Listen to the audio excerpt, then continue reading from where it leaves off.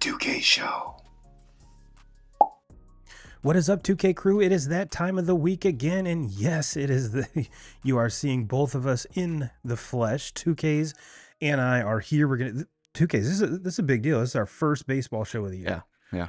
You know, this It's been a long time. It seems like it has been forever, but we're going to bring the noise and the funk for you guys and gals. And for those of you that are watching on YouTube, we do appreciate you. Go ahead and give us a subscribe if you're not. Hit the like button and the notification bell when we go live every Sunday at 8 p.m. Eastern here. And for those of you that are on Twitter, holler at you. We're going live on Instagram for the first time tonight, 2K. So if you are on Instagram, go ahead and shoot us a comment. Let us know you're there. And for our loyal crew over on Facebook, you know what time it is. We're going to get into it here. We're going to start off with some news, then get into some of the off-season moves for the MLB. And then we're going to kind of break down the off-season so far and the preseason as it pertains to the Tigers with 2Ks and the Red Sox with me. And we're going to have our top five sports video games 2Ks. I'm really excited about this one. Yeah. Especially because we are such a, there's 11 years apart, you and I. So I have a feeling our gameplay is a whole lot different. But I have a feeling we're going to have some of the same ones. But for those of you watching, drop your top 5 sports video games of all time. And when we get to that segment, we'll share yours and as we go through ours. Well, 2Ks, man, it's been one heck of a week. Yeah. One heck of a week. I mean, we've got on the ladies NCAA hoop side, we've got the conference tournaments coming to an end. The regular season for the men are coming down to the wire. We've seen some upsets in the leading up to the conference tournaments. We've got basketball is just like NBA is just NBA. I mean, we're gonna be stuck with the NBA till like the middle of June. And it really doesn't even get good until, I don't know, seems like their playoffs take, 8 weeks, 9 weeks. So not really going to get too excited about that. But spring training is, I mean, we've got legit baseball, 2Ks. Mm-hmm. We've got legit baseball. But before we jump into that, 2Ks, let's start off with some news. And if you see on my head, we have some new hats. Going out. I'm thinking about putting an order together for these. They'll probably be like $35 shipped.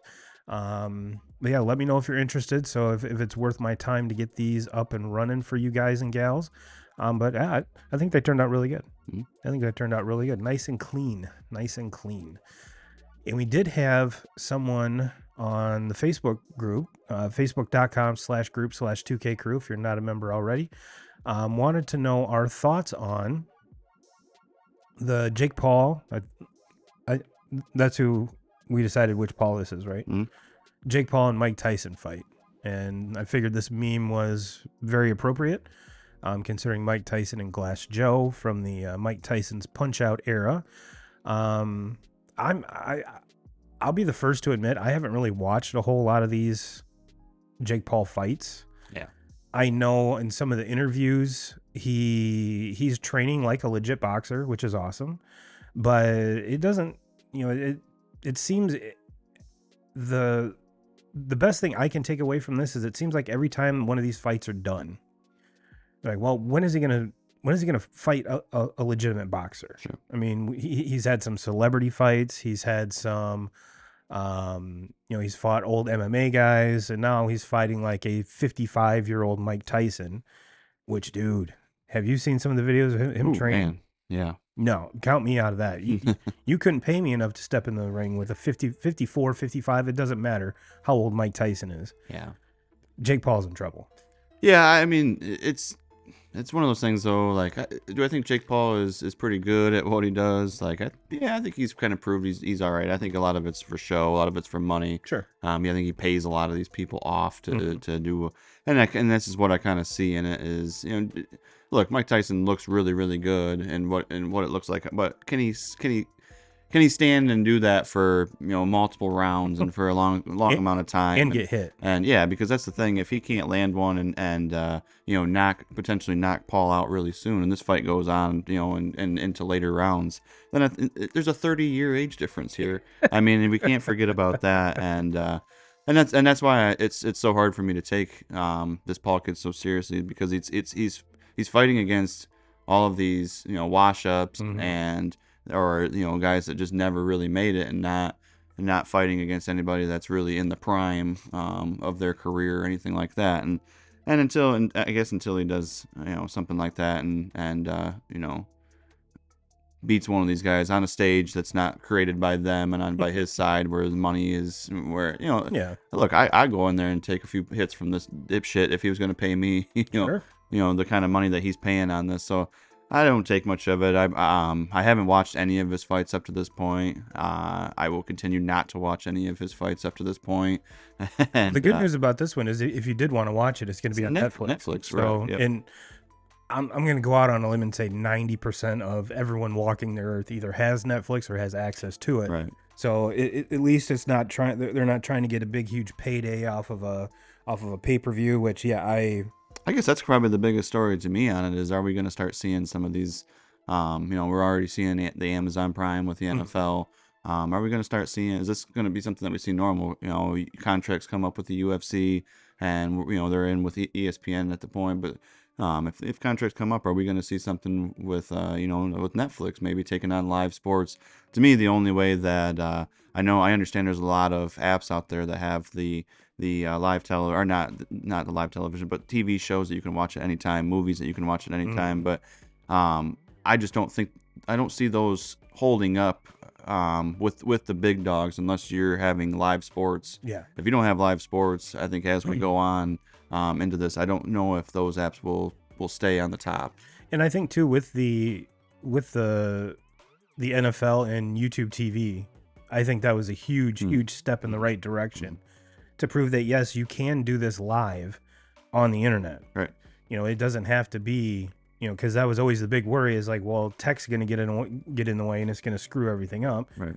And I think we all can say that YouTube did a whole lot better job when it came to the Sunday ticket as compared to like Thursday Night Football on Prime. I know there's still folks that have issues trying to stream Prime or Thursday Night Football. So with these big companies with the big money behind them that they're now kind of quote unquote working the bugs out. Yeah, Netflix is going to be a huge player in this, and look at who runs the UFC 2Ks. Dana White. If you're going to give Dana White more money to go on Netflix, yeah. I mean, you're talking about the best promoter in all of sports. Like he is the man on that. And so I mean, when I don't know any of the details of this contract that they have with ESPN, I don't know when it comes up, but I can guarantee you when it does, there's going to be a lot of people knocking on Dana's door. Wanting to take on this basically this fucking money pit that the UFC has become.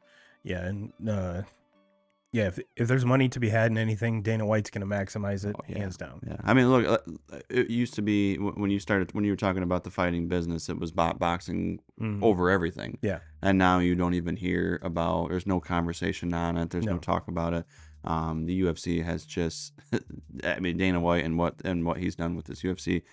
Basically, anything that Dana gets his hands on is going to be highly, highly successful. Look at this fucking slap league shit that everybody laughed at, and look at the money that it's bringing in. Like the guy just is a genius. Yeah, he gets it. He's definitely a one of one, and he's on a whole other level. While all of us are playing checkers, he's not even sitting at the table. He's doing something else. He's doing something else. Well, 2K is another thing that popped up in my news feed was from Ari Mirov at My Sports Update. The end of an era in Philly. Jason Kelsey and Fletcher Cox have both retired, two of the most beloved players in Philadelphia sports history. And Jason had mentioned Fletcher in his retirement speech, which I think is the longest retirement speech I think I've ever heard. But did it very well. Did it very well. Was very entertaining.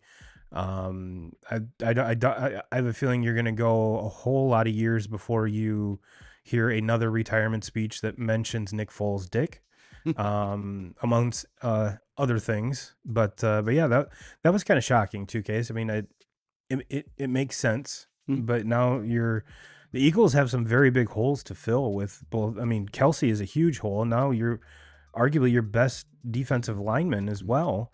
So that was kind of the conversation that we were having last year when they fell short on the Super Bowl to the Chiefs. And it was like, when you talk about some of these other teams, you talk about San Francisco, they're still very, very young. I know that they're aging a little bit, but they're a team that, is going to just look like they were going to come back. They were going to, and especially when you look back to the first time when they lost to Kansas City in the Super Bowl. At that time, you were really saying this team's going to be around for a long time. They're going to continue to get better. And you can say that about a lot of teams in the NFL.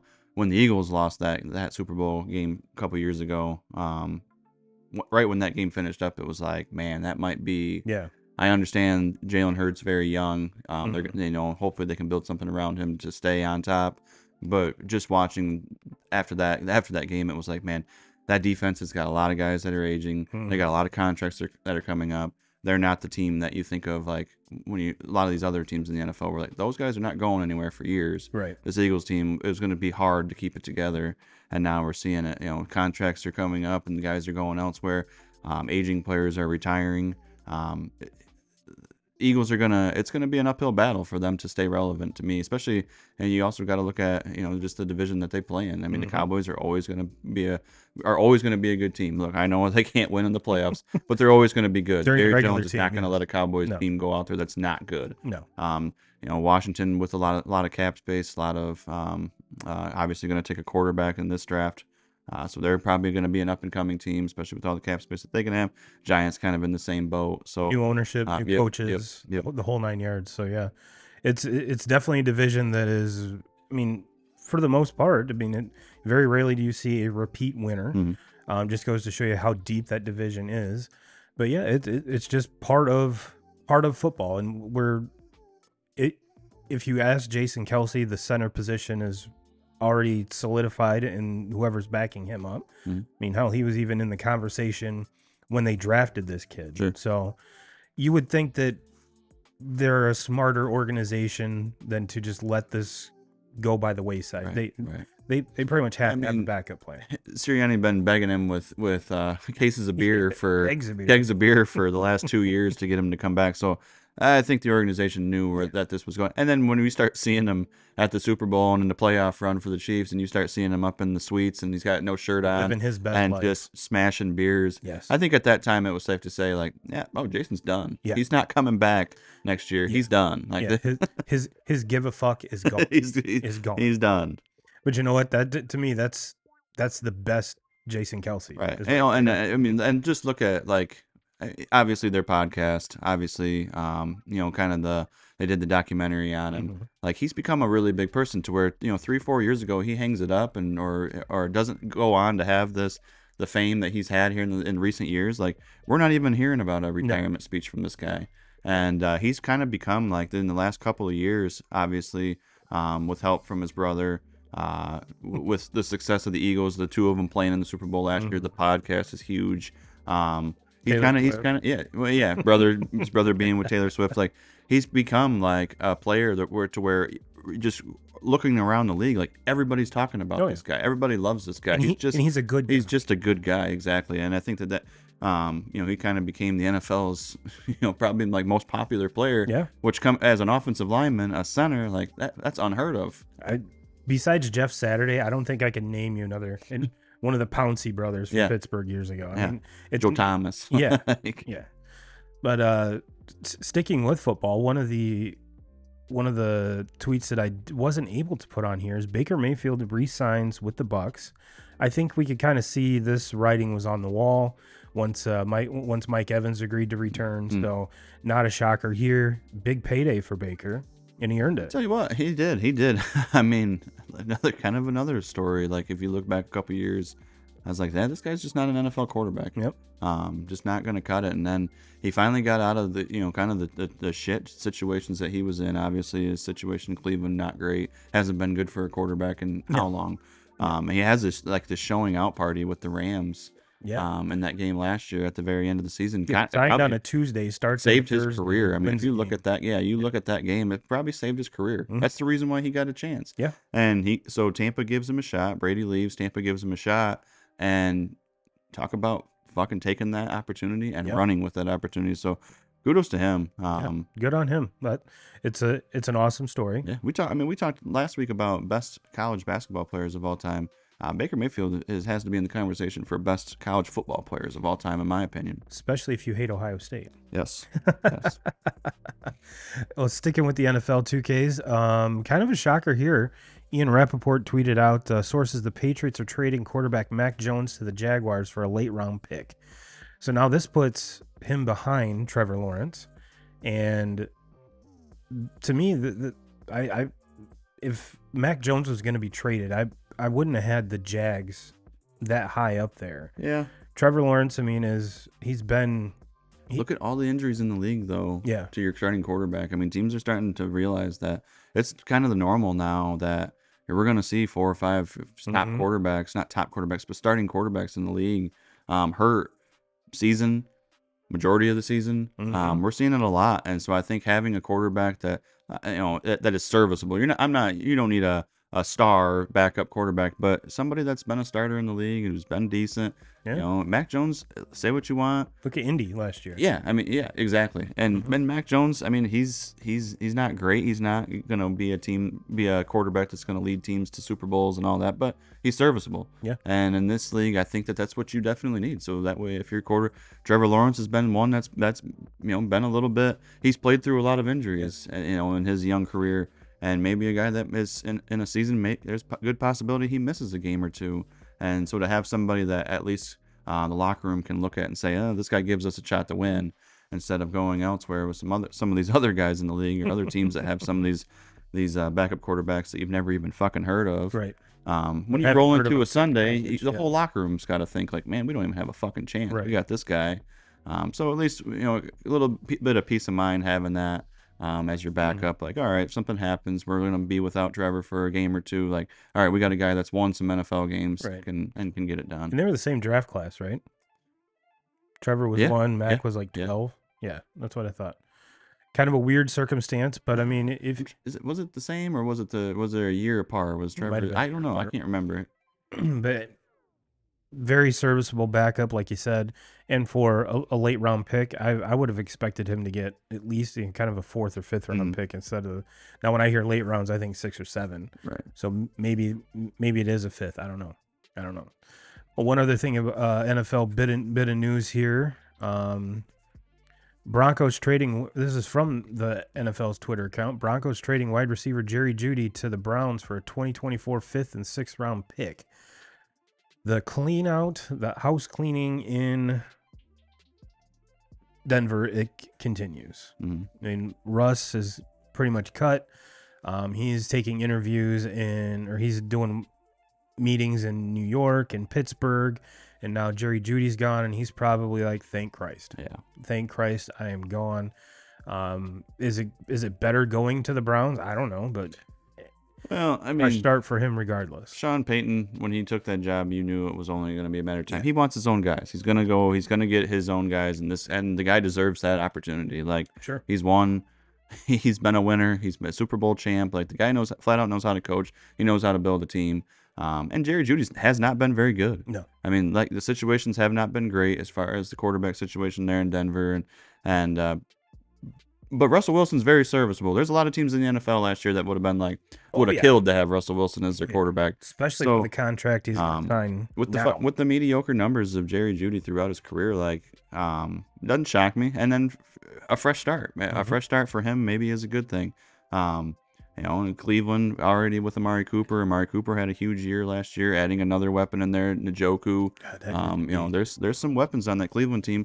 My question with Cleveland is, who's going to throw him the ball? Yes, because the defense was phenomenal. Yeah, absolutely. And if it wasn't for Joe Flacco, I mean, that team wouldn't even been in the playoffs. And Footsteps Flacco. Yeah, I mean, and so they proved there that all you need is a quarterback that knows how to read defenses and knows how to and can make the throws. And Joe Flacco can do that. We know that.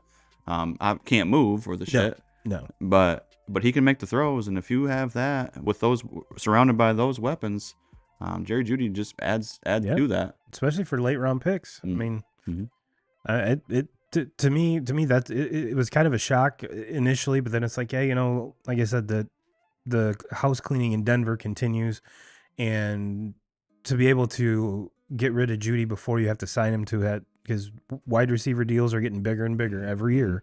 So to get a better than average, but this could be a coming out party for him. We don't know. So it's kind of, if you're a Browns fan, you have to be excited. Right. But it's like, it all comes down to who's actually going to be pulling the trigger on that is going to determine a lot of the success for this team.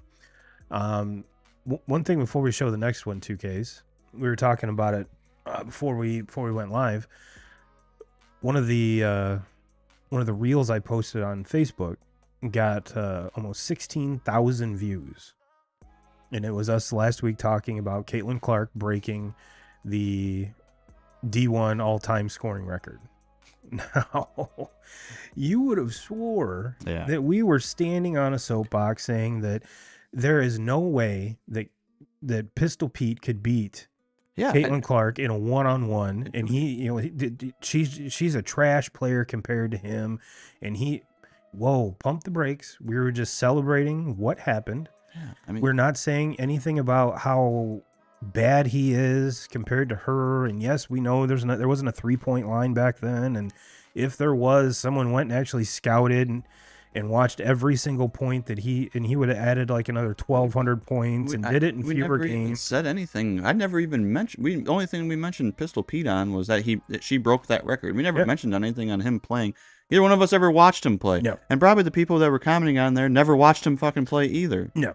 And there wasn't a 3-point line at the time, and it's impossible to have that comparison. And we're not comparing women's basketball and men's basketball. It's like so it's just like, I don't understand where that came from, and it's just the the whole world just loves to hate. Yeah. So they see this girl in Iowa that for one, it's Iowa, and people don't want to hear anybody talk about anything that's going on in Iowa. But like, what this girl has done in her Iowa career is fucking amazing. Yeah. Like, why do we have to hate on that? I don't give a shit if she was a fucking leading scorer in history of some, I don't know. I'm just some random fucking sport. Right. If she did it, congratulate her and move on. Like, great. It wasn't like I didn't sit here and say that Caitlin Clark is the best college athlete I've ever seen, college basketball scorer I've ever seen of all time. Like, that was not part of the conversation at all. It was like, what she's done is fucking amazing. Kudos to her. Pat yourself on the back, like, and move on and go win yourself a national championship. I'd love to see that happen instead of this. Did you see the fucking shit today with South Carolina and LSU? No, they had a big old blow up at the end. They're all fighting, and it's just like, this is the reason right here. Were they fighting or basketball fighting? Well, it was. I mean, they ended up kicking, like, both teams had to end the game with like 5 players. So that's the last game of the season. Yeah. So now they have to roll into the first round of the NCAA tournament, which I understand they're both going to be playing against 16 seeds probably in this. Well, I don't know what LSU's ranking is. LSU may be a 15 seed. They might be a 2 seed in the tournament. I'm not sure. But they're going to have to roll into the and in the first game of this. They're only going to have 5 players. Now because they're suspended for the next game. But would that be the conference? This was the conference championship today. Oh, yeah. So they roll into the tournament now, and each team will have 5 players eligible to play in the game, and it's just like, but it's LSU and South Carolina, like, it's just they just act the way that they acted and watching the game, like, you guys are trying so hard to put spotlight on yourselves, and you're completely forgetting about the game in between the lines. It's all this shit talking back and forth. And Angel Reese, I mean, what a fucking joke. Like, she talks more goddamn shit, and today, and she had like fucking 7 points today. Like, if you're gonna talk like that, put up 30. You better be putting up Caitlin Clark numbers. And even last year, like, they won the national championship last year. Kudos to them, great. And she was talking that shit to Caitlin Clark, and Caitlin Clark she scored more points in a fucking game last year than Angel Reese did in the entire tournament. Yeah. So it's just like, and then all the spotlight goes on this girl from LSU. Like, no, let's put the spotlight on the girl that is the all-time leading scorer in college basketball Yeah. history. Like, And that's the only place I'm going with it. Pistol Pete, I didn't have anything to say about him last week, pretty much because I never watched him play. So I can't sit here and say and have a conversation about him being the greatest college basketball player of all time or him being the greatest scorer in college basketball history. I didn't watch him. Oh, and one thing I left out, 2Ks, is that back then you weren't allowed to start as a freshman. Oh, great. But one more kudo to Caitlin Clark here. This is from Joe Popliano. That Iowa-Nebraska game was fantastic. Caitlin Clark had 4 points at halftime, but ended the game with 34, including a clutch 3 and a steal to close it in overtime. Iowa three-peats as a Big Ten champions, and now will be a number one seed in the NCAA tournament. Kudos to you, Caitlin, and I'm rooting for her. So am I. I would love to see this Iowa team win it all, and you know, what better for her to become the all-time leading scorer in college basketball, maybe the all-time leading scorer in women's college basketball, to be now to add a national championship to that after winning a Big Ten championship. Like, yeah, I just don't 3 years in a understand. row. I just don't understand what the hate is on anything that she does. Like, watching her play.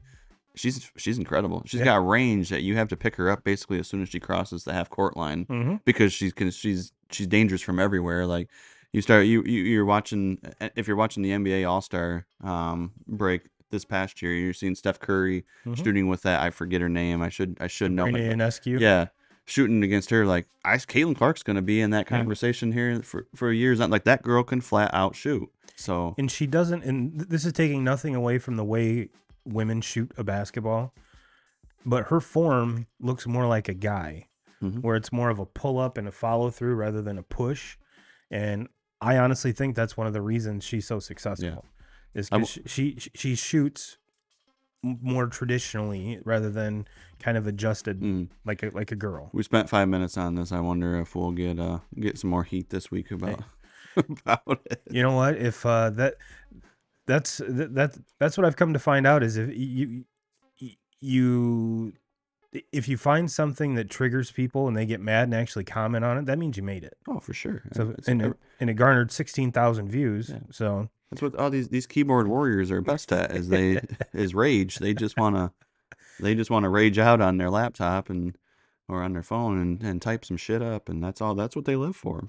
Well, you want to know what I want to rage on, 2Ks? Baseball. Motherfucking baseball.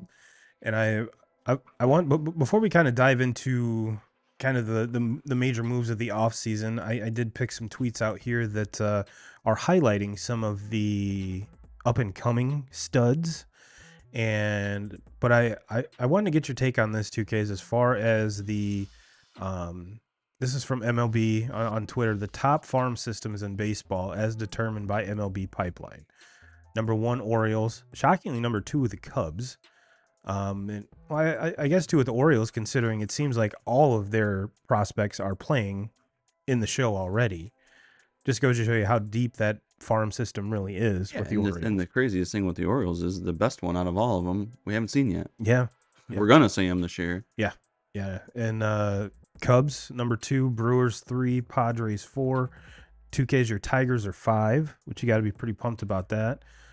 Rays 6, Rangers 7, Dodgers 8. I'm still shocked how the Dodgers have that deep of a farm system, considering all the moves they made. But all the moves they made were pretty much, money. There weren't prospects involved, and the one big move they made was bringing over Mookie Betts, and there's not even a guy on the Red Sox from that trade left. So it is what it is.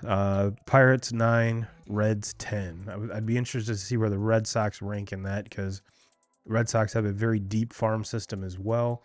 But 2Ks, what are your thoughts on the Tigers being ranked number 5 here? Yeah, it doesn't surprise me. I mean, you lose as many games as they have in the past 6-7 years, you're gonna end up with a lot of good draft picks. But it's been exciting. It's ever since Detroit hired Scott Harris to kind of take over, you get past that Al Avila time, and I know a lot of these guys that we're seeing now are Al Avila draft picks. So there's the obvious names that you think of. You think of the Spencer Torkelsons, the Riley Greens, the picks that were all first round picks, and Safety minds. they're coming. They're coming around. They're panning out. But what Scott Harris has done since he's got there is he's added on to that. So where you had 3 or 4, maybe 5 top end prospects, now you are surrounded by 8 or 9 other names that maybe not necessarily your first round draft picks, but other names that are going to play a factor here in years to come, in recent, maybe this year, maybe the next year, maybe the year after that, that just make it very exciting to see. I mean, they have bolstered their lineup top to bottom. I mean, from the major league level all the way down through the minors, and they had to do it. There was really no question with the pitching that they had it there. They had so many draft picks in the pitching department. They had to get better offensively. I mean, you look at the numbers that the major leagues teams has had for the last 5 years. They had to get better there, and I think that they have done that. Now, are they done? No, they have a long way to go to start competing with some of these other teams. But when you're watching some of these spring training games and seeing some of these guys and some of these swings that some of these young kids have, like, all right, I finally am starting to see where the Tigers are going to have some guys that can hit 25, 30 home runs. And not just one guy. Yeah, and not just have Spencer Torkelson, that can do that. Now, I see potentially 5, 6, 7 guys in there that in their moment, in their time, they're going to be guys that can hit 20, 25, 30 plus home runs in a season. And that's what the Tigers team, to me, have been desperately missing, lacking, is they are basically going on manufacturing all their runs, which AJ Hinch is very good at. They're very good at doing that and have been. But to win consistently and to win enough games in Major League Baseball to be a playoff team or even a team that can compete and go further, because to me, I'm not looking for just playoffs. I'm looking for a team that can go and win a round in the playoffs, do something. You have to be a team that can hit extra base hits, hit home runs, and not just rely on. Look, this is the major leagues. Everybody can throw out. They're going to throw you out if you're hitting ground balls. Everybody's going to throw you out if you're trying to steal bases. Like, you're not going to win. You might be able to get a few wins in a season, but you got to have guys that can straight out fucking mash, and that's how it goes. Yeah, and kind of piggybacking off of that 2Ks, here's some, and I believe there was a picture. I want to say it was in the Facebook group that maybe I shared it, but Javier Baez is not having a good spring training. He was like 0 for 15 or something. But I know it's spring training, but it's yeah. But I mean, he had to come out to me this spring. He had to come out and do something to get confidence for himself. Yes, confidence from the fan base. Like, because I'm telling you, this team is going places. They're getting a lot better. The fans are people are going to show up in Comerica Park this year, because I think they're going to be playing pretty competitive baseball. People are going to be there. They're going to fill that ballpark back up. But if he keeps on doing or plays at the same caliber as he did last year, there's going to be a lot of boos. A lot of boos going on that. And that's, to me, where the Tigers are at, is like, I understand he plays really, really good defense. And I understand you're paying him a lot of money. But can you just continue to keep doing this? Or are you going to give one of these younger kids a shot? Yeah. There has to be a put up or shut up time. It seems like it should be drawing sooner, closer. And I think it's going to come down to, like, Scott Harris is going to have to make a decision of like, all right, it wasn't Scott's move. Yep. He didn't make this move, this signing, but he might have to do it and just cut ties with him. And look, I know you're going to be out a lot of money, but you might just have to cut ties with him. And there's always the risk with Javi is, hey, somebody else could pick him up. Tigers are still paying for him, and he catches fire. And his glove's never going to really slump. No. Like, he is one of the best defensive shortstops in the game.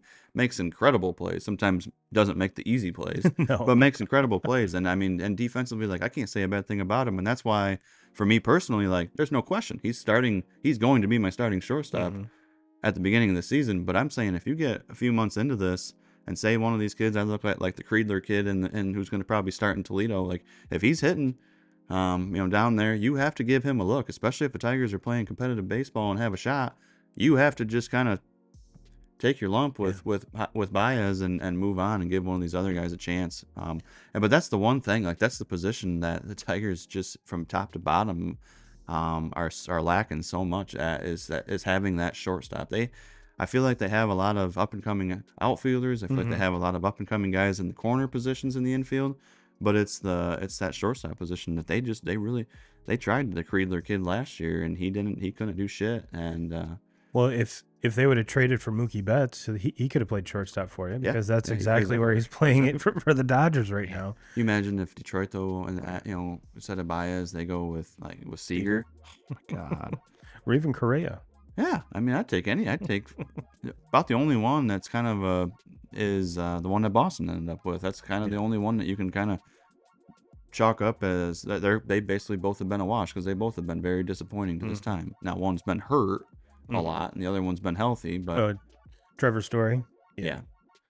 That's for the longest time we had him. The Red Sox had Story slated in as a second baseman. So, but yeah, this is a big put up or shut up for him as well. I mean, he's healthy for the first time in the offseason, so he's they're kind of bringing him back slowly in spring training. So it's going to be exciting to see where he goes. But 2K's a lot of the teams that were on that farm system clip here. This is O'Neal Cruz, which I think a lot of folks actually forgot about him. I don't know how you forget about him. But O'Neal Cruz crushed this baseball at 116 miles an hour. He looks unbelievable so far this year. Well, I'll tell you how you forget about him. And as good as he is, he's on the Pirates. Well, he's on the Pirates, and that goes against him. But he gets hurt, and he's not playing at all. Yeah. And just look around baseball and look how much just unbelievable, phenomenal talent that we're seeing. Kids that are 21 to 24 years old that are just coming up, and basically from the very first time they take a step onto a field, they are one of the best players in all of baseball. Like the caliber of players that are coming up right now is just, it's incredible. And I mean, that's why it's like, what is Major League Baseball doing, and how are they not, how is this not like, I can understand you're not going to compete with the NFL. Like, no, America loves football. We can't compete with that. But like, why is MLB not right behind them? Yeah. Because if you look at the talent level that they have, and all these young players from all around the world, it's not like they're just coming from one spot. They're coming from everywhere. And it's just unbelievable talent. How is it not one of the most popular sports in America? I don't understand how they miss on it. And he was Ellie De La Cruz before De La Cruz came up. I mean, they're both pretty much, I mean, they're very similar. Yeah, size-wise, arm-wise. So far, I think I'm going to have to give the nod as far as hitting to O'Neal Cruz so far. But yeah, they're walking highlight reels. Yeah. And both very, very exciting to watch. And I was a huge O'Neal Cruz fan, still am. And would I like him to be on the Red Sox as opposed to the Pirates? Absolutely. Absolutely. But you would have to think that Pirates team at some point is going to be at least decent, because they've got Cabrian Hayes now, hopefully, fingers crossed, a whole year with O'Neal Cruz. It ain't going to be long until this rookie Skeens from LSU last year make his way on, because just in a little bit of watching him in spring training ball, fantastic. He looks like one of the best pitchers in all of baseball. Yes. Like, we're not talking about the best pitcher coming out of this draft class. We're talking about one of the best pitchers in all of baseball. The dude maybe one of the best mustaches in baseball. Yes, he does. That is fantastic. Mustache. Yes. Fantastic. If you're going to rock a mustache like that, you better be really, really good at what you do. Yeah. And he's really, really good at what he does. Or a child molester. It's one or the other. And thank goodness he is the better baseball player. Yes. Yeah. Because the world doesn't need any more child molesters. Let's put it that way. Well, 2K, I think this one is going to highlight one of your dudes that you're keeping an eye on. Jackson Holliday will be bringing this sweet swing to hashtag spring break. This kid's had another phenomenal spring training. He's the best. I like, you're talking of a team where I said earlier, like, he probably is going to be the best one out of all of them. And that's a team that already has Adley and Gunnar Henderson from last year that we're not even counting in this. Like, and I think that this kid is going to be the best one out of all of them. Like, this team, Kierstead hasn't even sniffed the big league roster yet.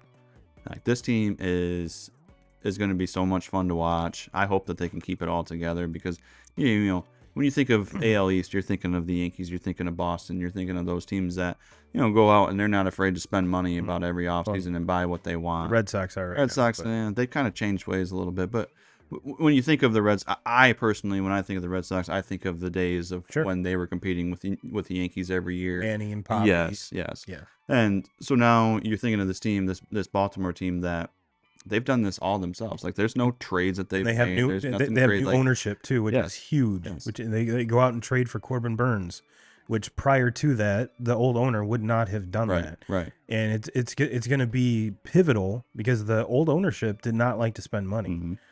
This new ownership sees the potential in this, right. and he's like, "Give me this," and those guys are going to get Absolutely. paid. And I don't think it's going to be. They're going to do more. And Yeah, you know, this team is, to me, their biggest mistake last year. And I don't know if maybe they thought they were a year away from it, but I mean, I don't know how you could have thought that last year when they were they were the best team in the American League. Like they had the best record in baseball. right. Like how could you think that way? But they didn't do anything at the deadline. They went and got Flaherty, and Flaherty was a huge bust for them. Yeah, In that second or post trade deadline. But to me, like they're so loaded and with these prospects, and it's like you have to move those and make something happen and go and it's not just make one deal for Flaherty. When some of these other teams are doing what they're doing, you have to go and do more. And you have guys that are in the minors that they're blocking people all over the place. So why not be afraid to trade them?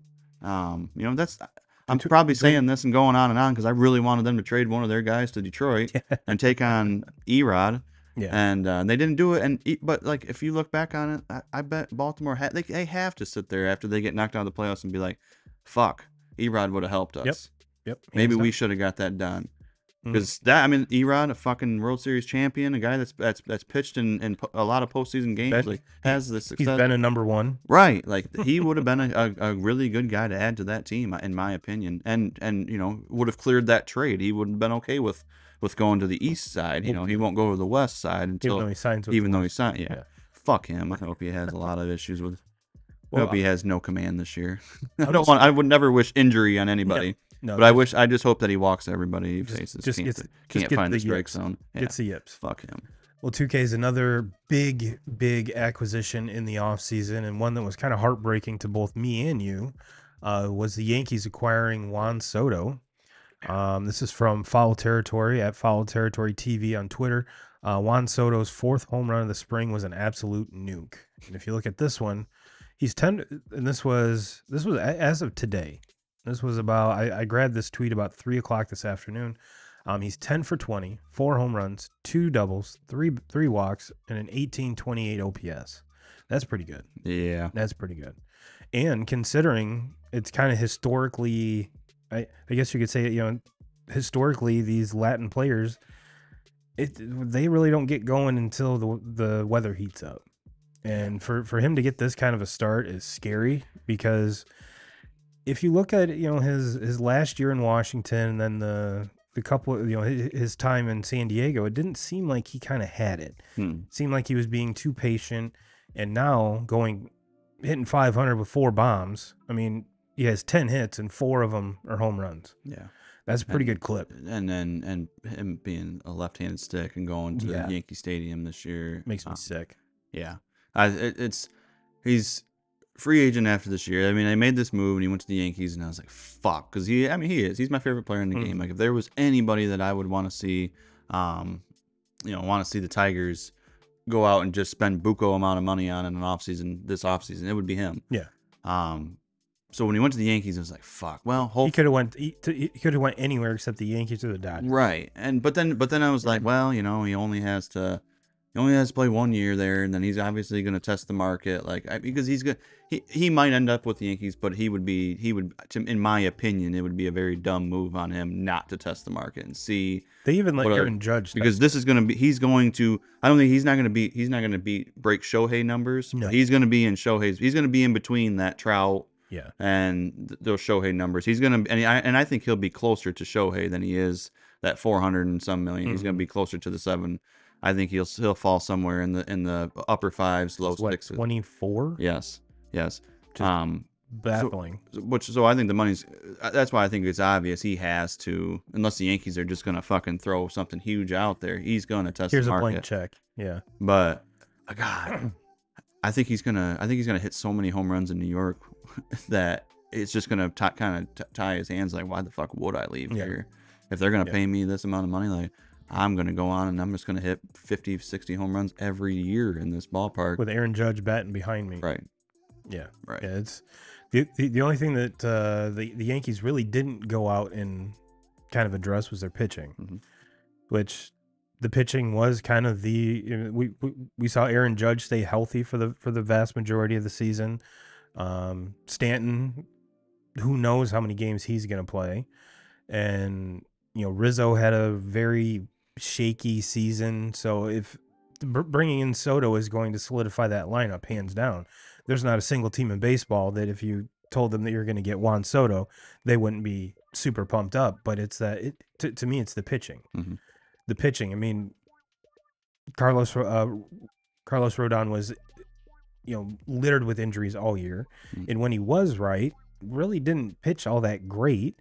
So there's still arms out there. I mean, there's rumors of Blake Snell going to the Yankees. If you're a Yankees fan at this point, do you want Blake Snell? I wouldn't. He walks too many people, and especially in Yankee Stadium, you don't have because of that short porch. When you do walk, folks, those walks tend to come around and score a lot more frequently than they do in San Diego, or even in Tampa. So, is he still a viable arm? Is he still a good arm? Yeah. In the perfect world, in my eyes, he's not a number one. Right. And if he is your number one, you kind of have issues. You kind of have issues. So it's going to be interesting to see where that, kind of where the Yankees in that whole division, which is insane, which is, the poor Blue Jays. They thought they were a lock for Shohei. He was getting on a plane, even though he wasn't. And it seems like they have all this money they're ready to give to somebody, but no one will take their money. Same with the Giants. They're like, we have, Yamamoto, here you go. Here's $300 million. Come play for us. And he's like, nah. And I think it's cool that they signed Joey Votto, at least to a minor league contract with an invite. For those of you who don't know, Joey Votto is Canadian, so it's kind of like a going home type thing. And to be honest with you, his Instagram post or Twitter post, I can't remember which he was posting on or both, was entertaining but kind of heartbreaking at the same time. So, if you're Cincinnati, I understand why you don't re-sign him, or at least to a 1-year contract. I get it. But when he came back from injury last year, that's when that team kind of like kicked it into gear. So would it be even for like $2 or $3 million a year? That would be a lot for kind of like quasi on-field coach. I get that. And with that, we saw their name on that top 10 farm system. I mean, that's one guy. That's a roster spot that could be used by one of those young kids. So, do I think Joey Votto's done? No. But it again, maybe a DH with the big league team. I don't know. He's definitely not playing first with Vladdy there. No. But we shall see. I mean, he at least deserves another shot. Oh, sure. And if he really wanted to and retire, and he plays for the Reds this whole season or for his whole career, so be it. He earned that. You're signing him to a minor league deal. Like, there's no risk with it. Like, why would you not give a guy like that an opportunity to see what they got, see if they got anything left in the tank, and if it doesn't, okay, we cut our ties and we're done. We're not losing anything out of it. So, yeah, it's a great opportunity for him. Hopefully, he takes the best of it. Because how can you be a baseball fan and not like a guy like Joey Votto? 2Ks. Let's we did kind of some of the Red Sox Tigers talk already. And we didn't even really get into the whole Dodger thing because I think it's ridiculous.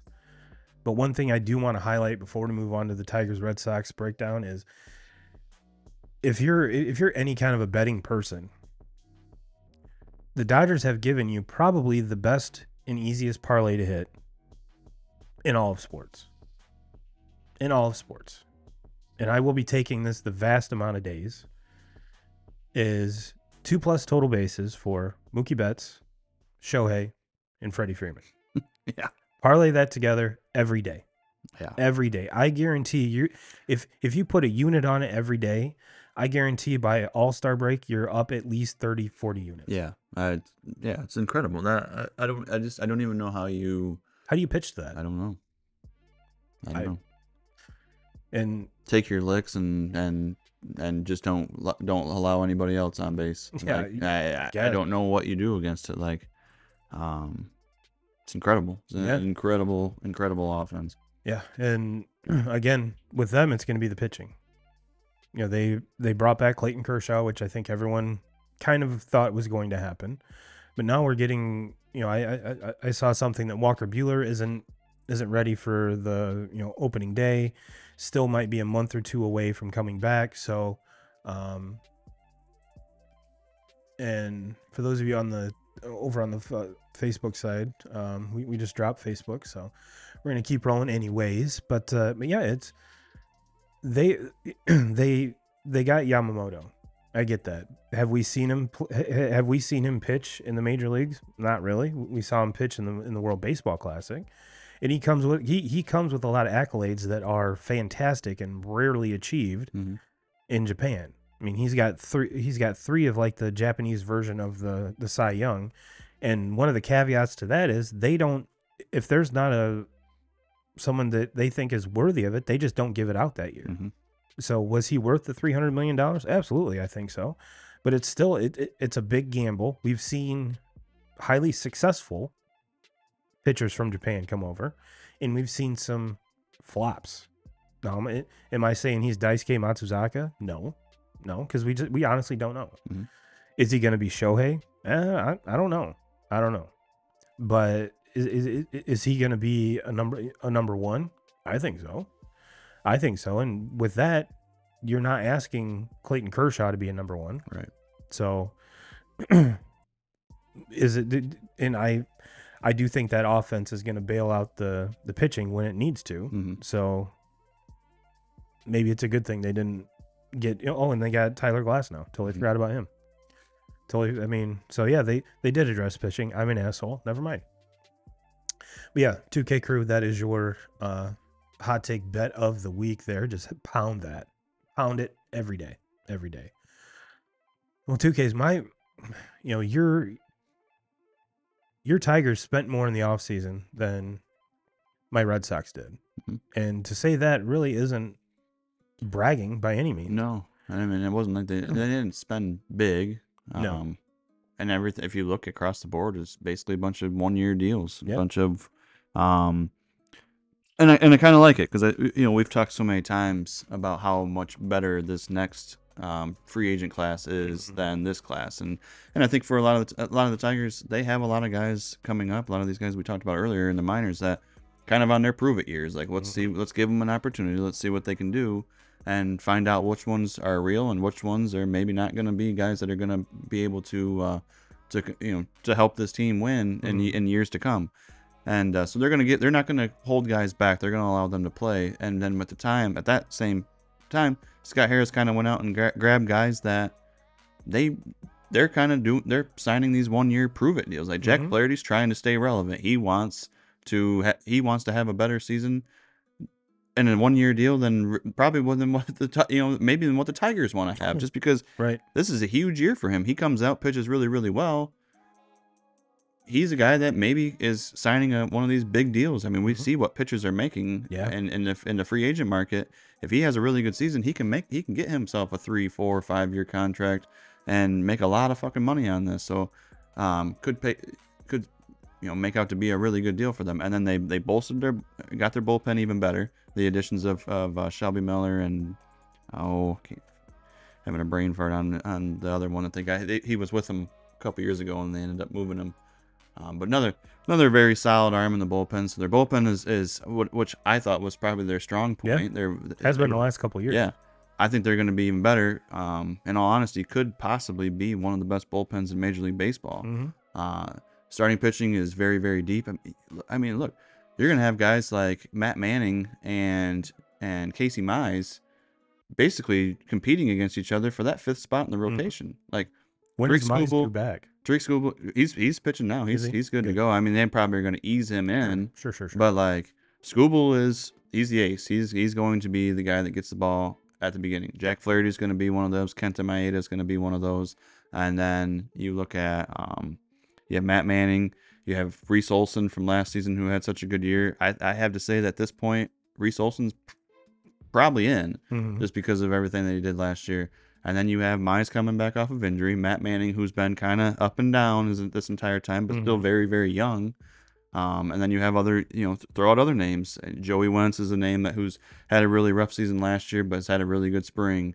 And then the Sawyer Long was another kid that they called up at the end of the season, pitched really, really well down the stretch. Like I can sit here and name pitchers all night long. It's going to be on the offensive side of the ball where that's where things are we're gonna see some new names. We're gonna see some new players. Hopefully Riley Green can stay healthy. Mm-hmm. Spencer Torkelson can build off of that second half of the year that he had last year, where he was just a monster. And I think that's going to be the normal. Like I have all the faith in the world that Torkelson is going to be that guy that you build your offense around. Mm-hmm. And I think as long as Riley Green is healthy and can be on the field, he is that guy also.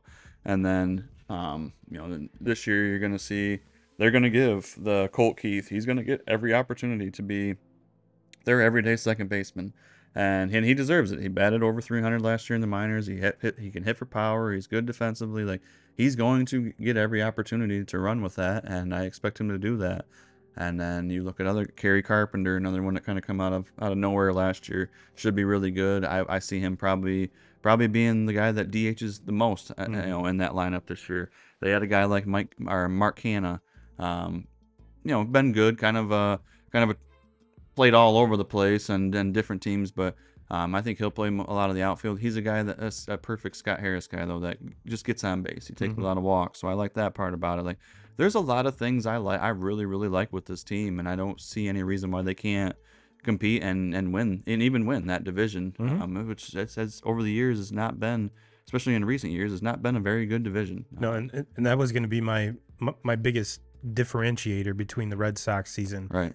and the Tigers season is the AL East is the AL East. Mm-hmm. I mean, we've already talked about, the Orioles, the Yankees, touched on the Blue Jays a little bit. And the Red Sox they finished last in the division in the last 2 years, and I have a feeling they're going to be last in that division again. The one big name that they did sign in Lucas Giolito is out for the year. And that was a 2-year contract with an opt out after one. So again, it was kind of like a prove it deal, because if he shows out, he's definitely gone Mm-hmm. and hitting the market again. And again, the Red Sox are relying on a lot of young players, with the exception of Devers and maybe a couple others. But Tristan Casas had a great rookie season. Chris Sale's gone, and Vaughn Grissom, who we got in return, is going to play second base. So the outfield is littered with unproven. Yeah. You've got that Rafaela kid is hitting the lights out. He's slated to be the starting center fielder, and it's going to depend a lot on Yoshi being a DH. And I think the question we're all asking ourselves as Red Sox fans is, all right, when do we see Marcelo Mayer? When obviously Kyle Teal we just drafted last year, so it's kind of unrealistic to be like, hey, we need him up now. But whereas the Tigers have a lot of pitching depth, the Red Sox don't. Yeah. They just extended Bayo, which was huge, which now puts the pressure on when you can extend Tristan Casas. Right. And do you still go out and sign a Jordan Montgomery, who's basically all but said, yes, I will come play for you. But they're like, yeah, we're good. Right. Okay, where? And trade rumors have already been circulating about, the closer, and is Garrett Whitlock or one of these guys, are they bullpen? Are they starters? So there's a lot more what ifs in the starting staff, or the whole pitching staff of the Red Sox as compared to the Tigers. Now, would Kenley Jensen bring a pretty hefty bag? I think so. But this Red Sox team too could be an 85, 87 win team and still make the playoffs as a wild card. Would that shock me? No. No. No, it's just how when it comes down to it, are they going to win the one-run games where last year they didn't? Were they blown out of a whole lot of games? No. But in that division, you can't, you have to win the one-run games. You have to. And yeah, that, AL East is a whole different animal than the AL Central. Oh, that is for sure. That is for sure. Not even close. And that's the thing. But kind of my last thoughts on the Tigers before we get into the season starting is, to me, the biggest X factor with that team is what are we going to get out of Javi? Like, is Javi going to be a guy like we talked about earlier he's just not going to make it and they're going to have to cut ties? Or are we going to get that version of him, when he was with the Cubs, that short stint when he was with the Mets? And to me, the reason, and what I kind of hold out on, and I know a lot of people are going to say, fucking give it up, Kyle. Like, there's no chance. Like, this guy fucking sucks. And I can't argue that. He, in his time that he's had a Tigers uniform on, there is a lot of lows and not very many highs. But the thing I keep going back to is Javi is arguably one of the most polarizing players. Getting into it. Basketball fight. Yeah, basketball fight. A bunch of pushing and talking shit, not necessarily doing anything. But Javi is one of the most polarizing players that I've ever watched. Like, the guy makes just the most exciting plays. I mean, you look back at the play where he made with the Pirates, where he ran backwards down the line and goes and just does and crazy slides and no look tags and like. But with majority of those plays that he makes, there's always something that's always similar with them. They're always in big moments, big games. TV's on, like spotlight is on, and he has those moments. And since in his time in Detroit, there hasn't been any big moments. Like, the Tigers have been playing bottom of the barrel baseball, playing from the bottom of divisions, just nothing really big. Where if the Tigers can they jump out on top and they can play, and they're a team that is leading the Central all season long. I mean, I don't see any reason why they can't. Like, the talent is there now. There's no excuse. The talent is there. I think that they have the best manager in the division. I think they have the best. I think Scott Harris has proven that he's on the top as far as running a team, being a president. Like, they are fucking set. There's no more excuses. Can they get more talent? Absolutely. More proven talent for sure. But there's no more excuses on that. So if the Tigers can jump out on top and they start playing more meaningful baseball and you're playing from the top, that's where maybe you get the best version of Javi Baez. So, and then if the Tigers can get into the playoffs and Javi Baez, look, he's not going to bat 300, folks. Let's hope that he bats 230, cuts down on some of the strikeouts. He's still going to be right at the top of the league in strikeouts and hits over 20 home runs. That'd be nice. We can do that. If he can do that and then play the same defense that he does, this Tigers team is going to be really fucking good. Really good. And then if they can get to the playoffs, that's when a guy like Javi Baez can fucking carry teams because his biggest moments are on the biggest stage, and that's the player that he's always been. And I think that's why if you look back, or if you had conversations with Cubs fans loved him because in the biggest stage, he'd have a game in the middle of the season where he struck out 5 times, and you're like, all right, fuck it, whatever. We can live with that shit because in the big moment, he's going to hit a fucking walk-off or he's going to have this spectacular play, and that's why they loved him. And he went to the Mets in the season when he was traded at the deadline there. Mets were playing meaningful baseball. Had a really good second half after that deadline with the Mets. Kind of bolstered his, why the reason why the Tigers went out and paid him, because he played so well down playing meaningful baseball. To me, the key with Baez is, and I could be completely wrong, maybe the Tigers are really good and this dude just fucking struggles, and to this point, from what he's done with the Tigers uniform on, I'm leaning towards that's probably what we're going to get. Yeah. But I'm thinking also, like, if we're going to get the best version of him, it's going to be because the Tigers are playing relevant baseball and shit's on the line, and that's when I think he's at his best. And look, we can fucking hate this guy all we want, and he's been really, really hard to like and to root for because he's been so bad. But without him, we're not gonna. We can't get to where we want to get. We don't have anybody else that's ready to come up and play shortstop and can do it any better than him. Trust me, they would have fucking done it a long time ago if they had it. They don't have it. There's nobody available in that system right now that can do it really any better at all. So we have to ride with it, and we have to just fucking hope. I mean, you can boo him all you want and be pissed at him all you want, but we have to fucking hope that he gets it going and finds something. Because if we're gonna be a team that can win a playoff, win a fucking words are hard. Win a playoff round. we have to have him. So that's where I guess where I keep going on that is I hope he turns it around. I really do. And look, the spring, what we're seeing out of it, it's been really, really bad. But it's the spring, and that's what I keep saying. And I think we have to keep that mindset is let's wait until we get a little bit into the season and see how things are going. And we can't, because if everybody just shows out at the very beginning of the season and is booing this guy, why? I mean, you honestly think that Javi Baez is good with the way that he's played since he's been in Detroit? He's not good with it. And I'm telling you, booing him and acting like that is only making everything worse. You can be pissed off about it because he's the highest paid player on the team and he's taking all his money, but if somebody offered you that kind of money, you going to turn it down even though you suck at your job? Like, look at Trey Turner in Philly last year. Right. You know, they as soon as they put that billboard out, or he put it out, it went from boos to cheers. Next thing you know, his play goes from here to off the charts. There's nobody in the world that's feeling more pressure than him. To turn this around and to be better. And look, he knows that he's not a 270, 280, 290, 300 hitter. He knows that, and we all know that. We knew that before we signed him. Yeah.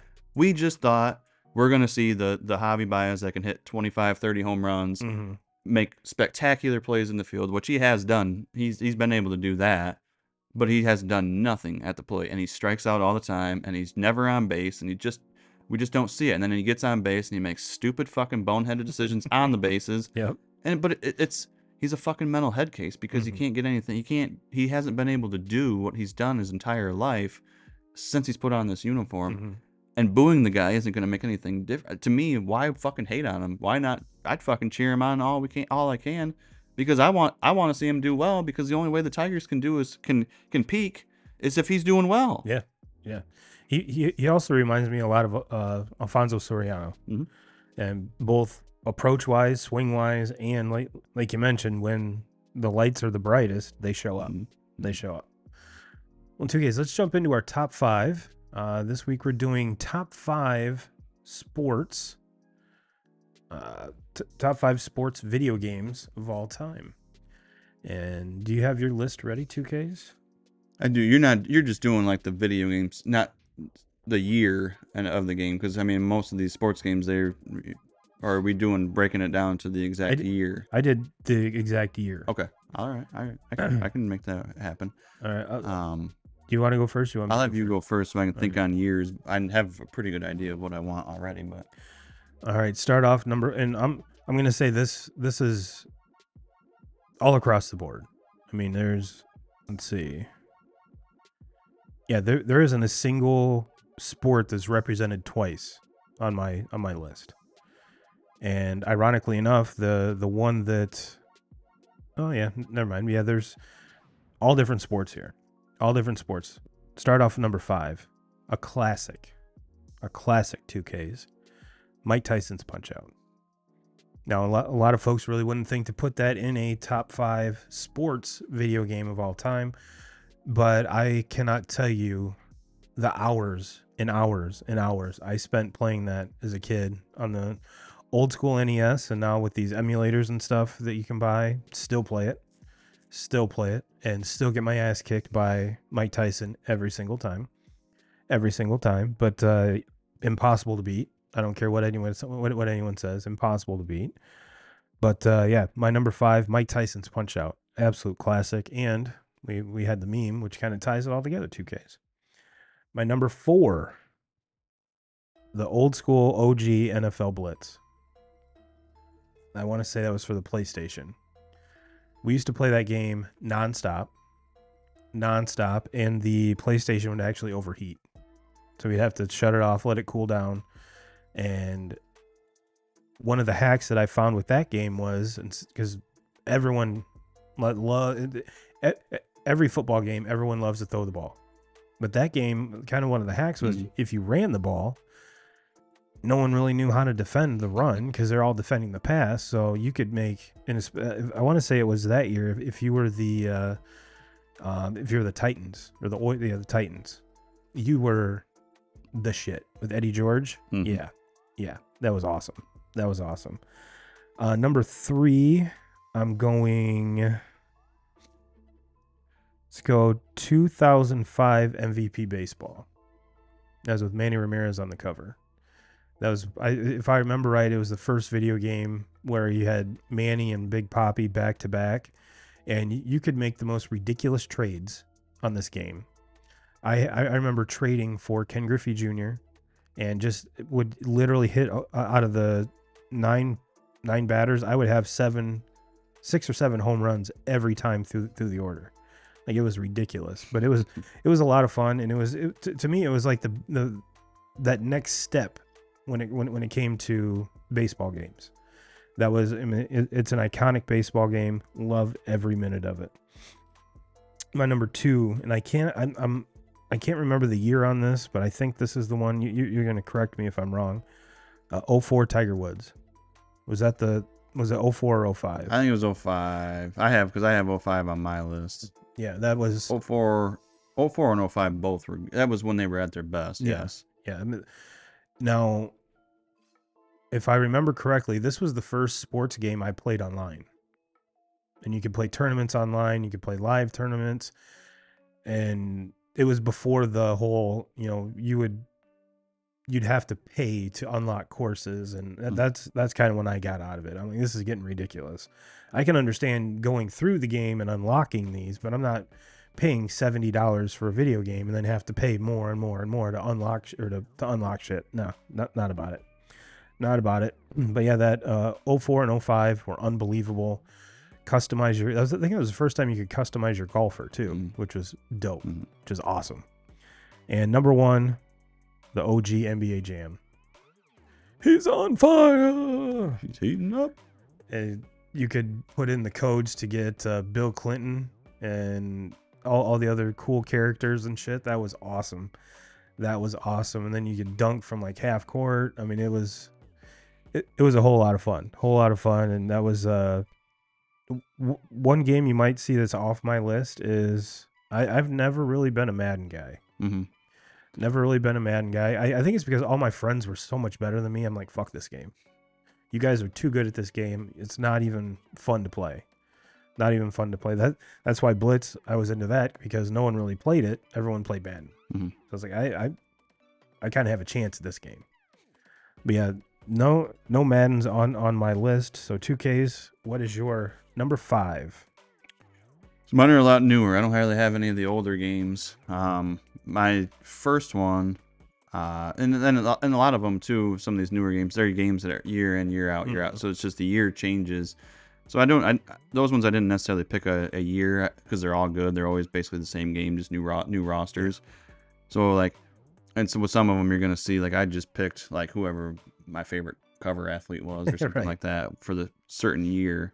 But my first one on the list of all these games is going to be the oldest one on that list, and you have to go back to the Dreamcast for these. And I played, and this is on my list just because I played with my brother all the time growing up, and we were always playing the NBA 2K games, whether it was 2K, 2K1, 2K2. Playing those games on the Dreamcast with Allen Iverson on the cover. And yeah, if you had Allen Iverson in those games, so much fun. That was when the analog stick started to come into the video games, so guys started doing actual crossovers and you could control all of that. Yeah. So at that time, if you have Allen Iverson in this fucking crossover, it was so unguardable. But yeah, that one's probably starting my list. It's because there was no practice on a video game. Yeah. Number 4, I'm with you. I've never been a big Madden fan. Just because I don't know. I've never really liked it, but this one did make the list, and it's the 2004 Madden, and the only reason for that was when Michael Vick was 99 overall, and he was the cover guy on that, and the dude was so fucking fast that all you did in that game was just basically play. You were basically playing college football, NCAA college football, but in Madden with a pro team, because in college football you always had a mobile quarterback, and Mike Vick just running around, spin move, juke moves, basically unfucking touchable in that game. So that was a lot of fun. And at that time, you go back to 2004, I'm what, and I'm in middle school, so like That's all you did. just letting me play with Mike Vick, like yeah, that it's so much fun. Number 3 on the list, I have to go with the Tiger Woods. Those games were good for a long time, but to me, 2004 or 2005, I can't remember which one it was. I have it. Um, I have it, and I still have my original. I can see the cover because I feel like he's got the black hat, black shirt. Mhm. It's 2005, and he's pointing at on the cover. Yeah. I think that's the one. They had the tiger vision. You got Mhm. like 4 of them around when you got to be really good. You know, Oh. you could use, and basically it was an automatic. Yeah. You could be, 90 feet away and have a triple breaker. Yeah. Completely fallen off. But if you had the tiger vision, you were gonna make it. Game was fucking awesome. Number 2. This is where I get into just these are my favorite games. Every year I buy them pretty much on release day. And number 2, I have to go MLB The Show. Mm-hmm. I guess if I was going to pick out a certain year, it would be 2013 because that's when Miggy was on the cover, coming off of his Triple Crown season. But every year, the day MLB The Show comes out next week, and not this coming week, but the following week, and when it comes out, I will be there, or I won't be there anymore because now you can buy games right online. Right. So I will just buy it, but I will buy it the day of. I do it every single year, I think, and then I'm pretty sure this is a game I'm thinking of. That up until recently, though, you could only get that in PlayStation. yes, right? now you can get an Xbox. Yeah, Yep. and that was the reason why I really never got into that game. But right. 'Cause they always had the 2K. The MLB Yeah. 2K was always what Xbox had. it was horrible compared to Yes. the show. Yes. And then number 1 on the list, we haven't had it since 2014, and it's coming back this year. And God, I can't wait. Honestly, I bought a PlayStation 5 because I was just rolling with the PS4 for years. Because most of the time I just played sports games, and they were continuing to make those sports games all the time for PS4. So I was like, I don't really need to buy a PS5 yet. And then the news come out that college football was going to come out last summer. Mm-hmm. I went and bought a PlayStation 5 as soon as I heard it. I'm like, oh shit, I got to get one. For this game, it's coming back, and so it's coming back. I have a PS5 now. It's supposed to be here this summer. I mean, it's going to be here. It's supposed to. It is going to be here. We've heard, especially when college football season was coming to an end. We started to see and hear more about it, more of the rumblings now since the season's over.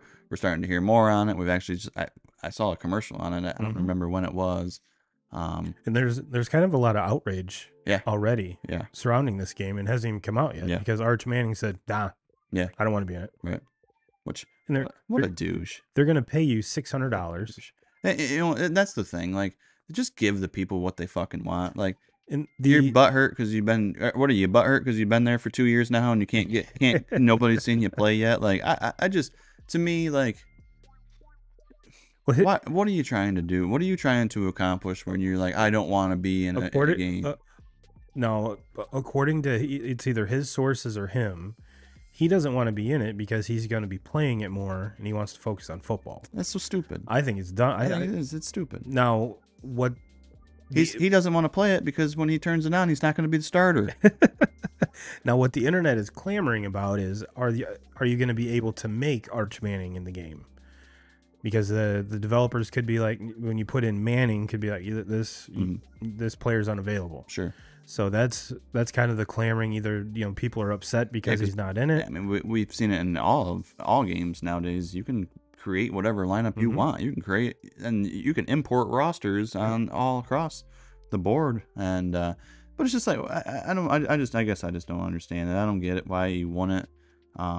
Everybody in the world has been waiting for this day for this game to come back, and you guys are, and it's finally possible again for paying athletes. So I guess if Arch doesn't want to be in it, there's nobody in the world right now that's like, can't wait till I get this game so I can go home and fucking play some quarterback with Texas and get Arch Manning, go into my roster and put him over on the depth chart ahead of Quinn Ewers. Like, I can't wait to do that. Nobody in the fucking world gives a shit about you, Arch.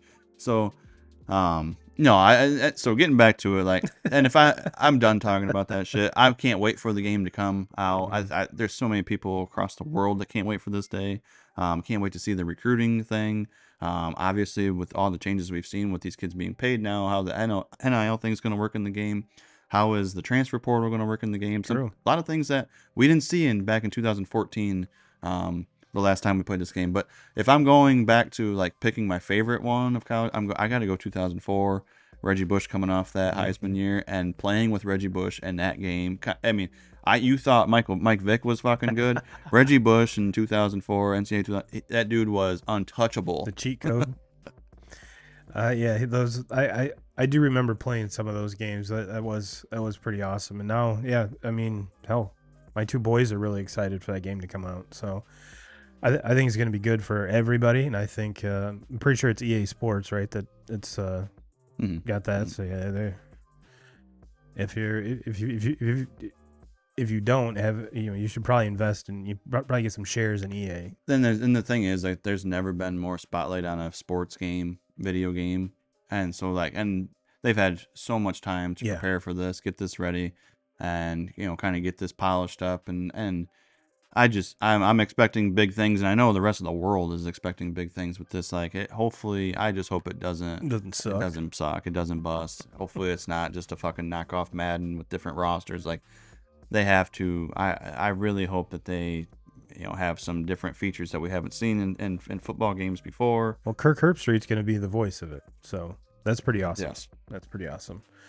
Well, 2K Crew, we'll get you out on that. Everyone have a great week. And if you are one of our Instagram viewers, thank you for joining us. We did have the feed go down in our Facebook group, so I do apologize to you guys and gals. But we will be back next week, same time, same channel. And hopefully we'll be able to go live everywhere. So give us a follow, give us a thumbs up, and I thank you a bunch. And as always, Jim Rome, we're coming for you.